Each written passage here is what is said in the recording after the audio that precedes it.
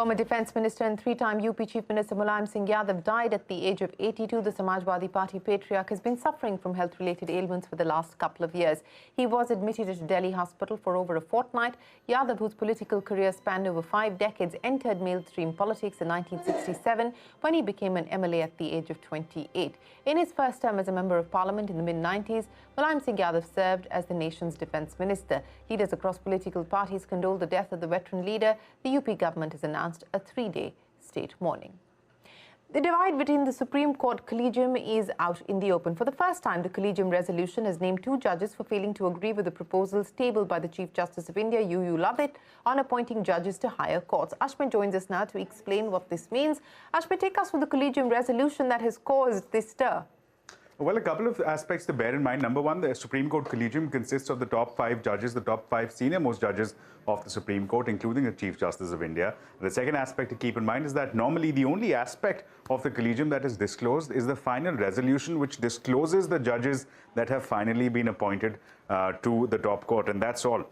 What is interesting and what is unprecedented perhaps, and this is for the first time that we're seeing, that the Collegium not only discloses the decision-making process within the Collegium, but importantly also pins the blame on specific judges of the Collegium which have in fact disagreed with the decisions proposed by the Chief Justice himself. Now here's what transpired. On September 26th, there was a meeting called of the Collegium, which in fact to consider 11 names for elevation to the top court. There are vacancies in the top court that need to be filled.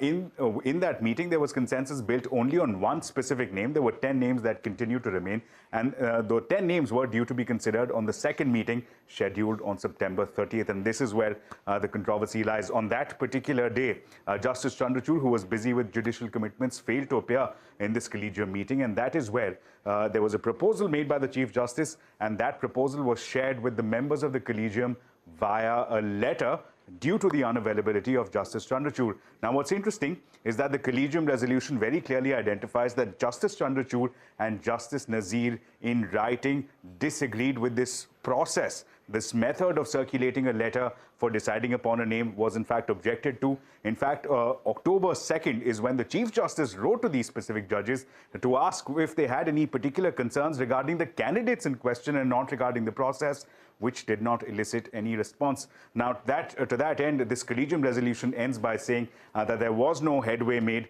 on account of those 10 names and that the meeting was discharged without any formal decision. So cracks emerging within the Collegium. The reason that's significant is that the Chief Justice of India is in receipt of a letter from the Law Ministry asking him to nominate his successor, which normally, as convention dictates, should be the second senior-most judge, which in this case happens to be Justice Chandrachud, the very man disagreeing with the Chief Justice of India.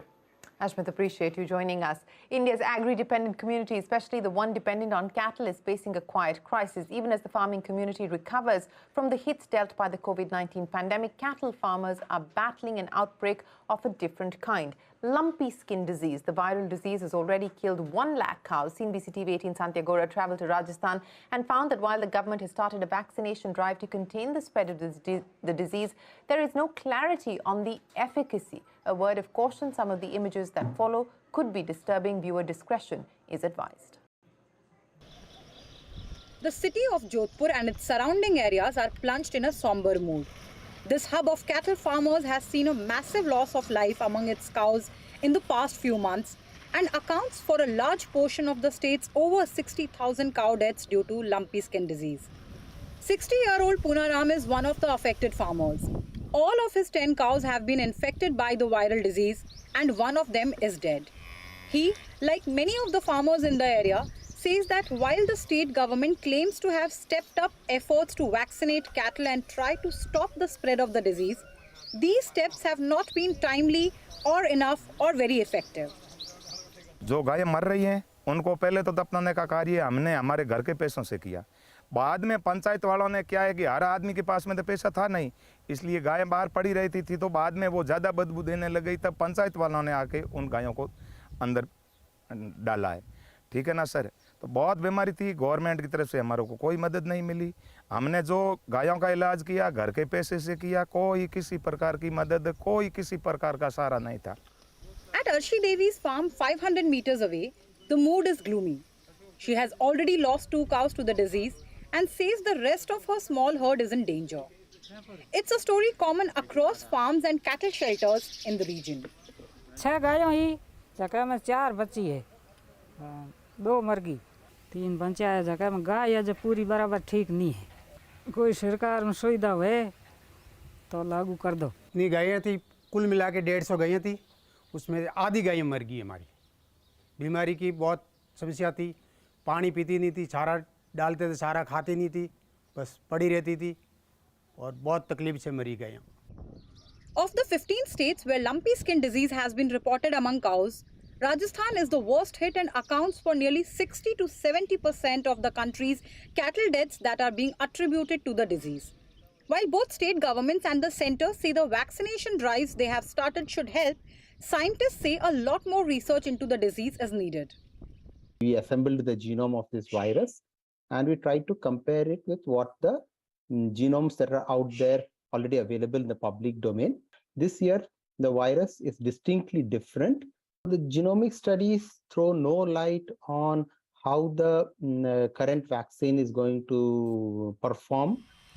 The National Institute of Virology in Pune and the Indian Council of Medical Research have also started conducting research on the virus. Studies so far suggest that as of now, this disease is not transmitted to humans through milk or meat, but ground realities say that in states like Rajasthan and Punjab, lumpy skin disease has hit milk collection and the effects have a national repercussion. If a cattle gets impacted by this disease, the yield for the cow reduces anywhere by about 25 to 40% for the indigenous variety and about 50% for the exotic varieties. In states like Punjab, we're given to understand from farmers that the overall yield has reduced by about 15 to 20%. The problem of low milk yields is compounded by an increasing apprehension among milk consumers and farmers are distressed. Government का आंकड़ा बिल्कुल ये झूठा आंकड़ा है, गायों ज़्यादा मरी है। एक भी टीका नहीं दिया है, कोई यहाँ दवाई, कोई किसी प्रकार का इलाज यहाँ पहुँचा ही नहीं है हमारे वहाँ। दूध आधा कम हो गया और इसमें राज्य सरकार की और केंद्र की कोई यहाँ सहायता नहीं है। While there is still no concrete plan to save the cows, some farmers fear that a second wave has begun and the virus could spread to other species of cattle. Experts say very little research has been done about lumpy skin disease. The first case in the country was reported in Gujarat in April this year. It's been over 6 months, yet little is known about the disease. Also, there's no guarantee that the current vaccination drive will actually help and no evidence to suggest that the disease will not spread from cows to other animal species. In Tivri, Rajasthan, with camera person Milind Wagmare, this is Santya for CNBC TV 18.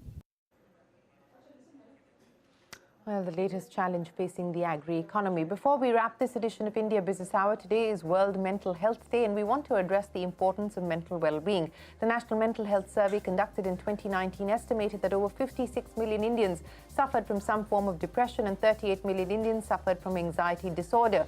Despite the high prevalence of mental disorders in India, the National Institute of Mental Health and Neurosciences has reported that over 80% of Indians do not have access to mental care services. So what can companies do to make workplaces less toxic and more mental health friendly? We speak with industry leaders and experts on Mind Matters, an invitation to well-being, a campaign that CNBC TV 18 launched in March 2022 with the aim to highlight the importance of mental health, create awareness and eliminate stigma. Watch our special edition of Mind Matters at 9:30 p.m. right here on CNBC TV 18.